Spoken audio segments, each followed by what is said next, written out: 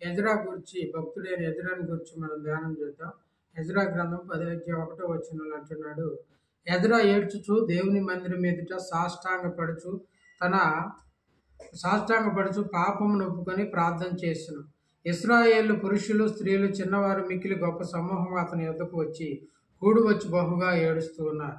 ఎందుకంటే అతను చేసిన ప్రార్థన దేవుడు అంగీకరించాడు. ప్రియమైన దేవుని బిడ్డలారా, ప్రియ దేవుని స్నేహితులారా, చూడండి, ప్రజలు పాపంలో పడిపోయారు, నేరంలో పడిపోయారు, అన్యాయంలో పడిపోయారు, అక్రమంలో పడిపోయారని చెప్పేసి చూడండి, మరి చేసినట్లుగా చూస్తా ఉన్నాను. ప్రియమైన దేవుని బిడ్డలారా, ప్రియ దేవుని స్నేహితులారా, చూడండి, పగ తీర్చుట నా పని అంటున్నాడు.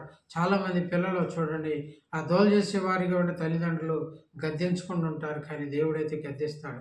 చాలామంది పిల్లలు దొంగతనంలో పడిపోతారు, వ్యభిచారంలో పడిపోతారు, మోసంలో పడిపోతారు, ఆ లోకాశంలో పడిపోతారు, లోకంలో పడిపోతూ ఉంటారు, లోక స్నేహంలో పలిపోయి జీవించే వారిగా ఉంటారు, కానీ దేవుడు గద్దిస్తూ ఉంటాడు. తండ్రి తనకి ఇష్టమైన కుమారుని గద్దించే రీతిగా యెహోవా తను ప్రేమించే వారిని గద్దించి శిక్షిస్తాడంట. ఎజ్రా అయితే గద్దించలేదు, ఎందుకంటే గద్దించో భయపెడుతూ మాట వినలేదు కనుక ఎజ్రా ఏడ్చుచు సాష్టాంగపడి ప్రార్థన చేస్తున్నాడు.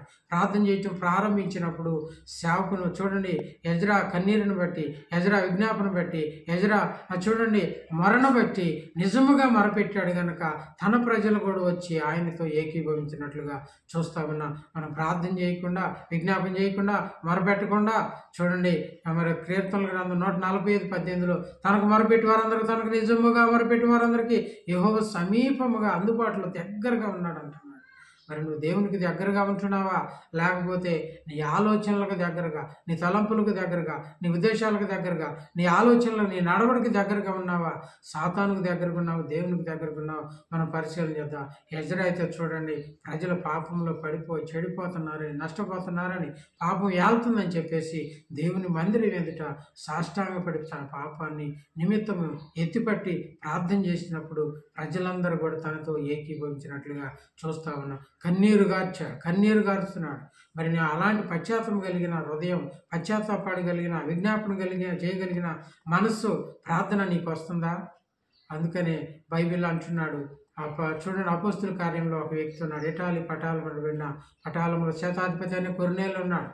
అతడు చూడండి దేవుని యందు భయభక్తులు కలిగి తన కుటుంబం కొరకు ప్రార్థించినప్పుడు, తన కుటుంబం కొరకు ధ్యానం చేసినప్పుడు, తన కుటుంబం కొరకు విజ్ఞాపన చేసినప్పుడు, తన కుటుంబం కొరకు అంగలార్చినప్పుడు, పశ్చాత్తాపడ్డప్పుడు తన కుటుంబం రక్షణ పొందినట్లుగా చూస్తా ఉన్నా.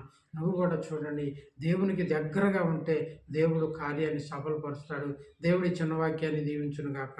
God bless you. దేవుడు మిమ్మల్ని దీవించును గాక.